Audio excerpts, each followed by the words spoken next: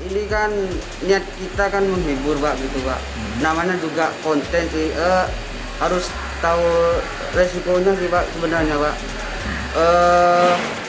Komentar ada yang suka, ada yang nggak suka sih Pak gitu.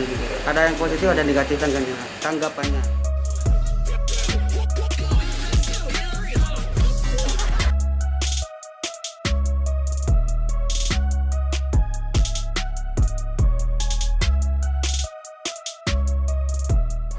Kami mintai keterangan hanya konten YouTube, namun sepertinya tempatnya aja yang salah karena di Simpang 4 itu sangat mengganggu Kamsel Dikjarantas. Nanti ketika ada kendaraan yang melintas dan tidak fokus melihat mereka bisa terjadi kecelakaan.